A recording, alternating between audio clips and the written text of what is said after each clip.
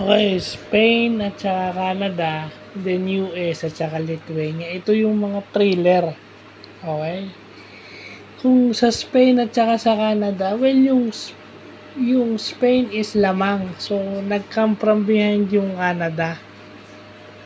So, doon lumalabas na pagka may pyesa ka at may sistema ka, ayun na yun, yung ginawa ng Canada. Dumikit sila. Walang nagbuhaya, walang nag-isobo. Kahit pwede, siguro fourth quarter na nag-ano hindi nga eh. Pumapasa pa rin si Shea Julius Alexander eh. Kahit na marami siyang ini-score. Pinapasahan pa rin niya iba niya kakampi.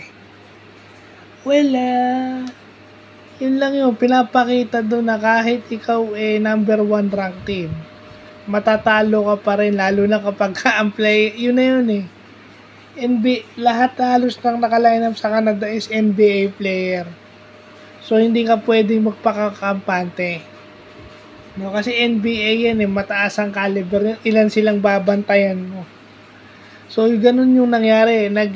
Pagdating ng fourth quarter, lumabas yung pagiging NBA player ng Team Canada. Basically, yun lang yun. Kaso nga lang, kumbaga sa atin, Jordan Clarkson sila pero 5 o 6 na Jordan Clarkson. Parang ganun yung nangyari. And then itong USA naman at saka Lithuania. Well, USA, alam natin ang philosophy ni Steve Kerr. Play with pace, play with speed, quickness at saka yung tenacity and pesky defense. Pero ang problema rito sa Lithuania, pinipisikal sila ng Lithuania. Pag kaya mong i-match yung quickness, kung kaya mong i-match yung bilis ng isang team, kagaya ng USA, minatch ng Lithuania yung bilis nila. At matatangkat itong Lithuania, so pagka may sumabay, nasasabayan nila yung Team USA. Pag may sumabay, supalpal itong Team USA. Although mahabol, kaso kasi ang problema doon, naunahan. Saan ka nakakita? 12 points lang yung in-score ng USA. So, first quarter, hindi na nila pinabuelo to. So, pag naghahabol ka, yun yung tendency ng lagi kang never say die. Nauubusan ka sa dulo. 12 points lang. Have you seen Team USA scored only 12 points in a quarter and then yung Lithuania is 31? Oh. Hindi pinabuelo eh.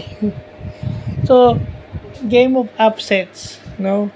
So, hindi tingnan mo USA, lahat yun, NBA player, lahat yun. May kakayahang umiscore, may kakayahang dumepensa. Diba? Pero bakit natalo?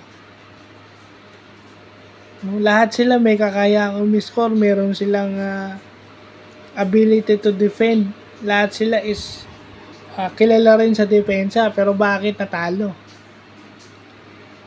Iba pa rin kasi yung may height and quickness ka and you can shoot. Di ba? Yun eh.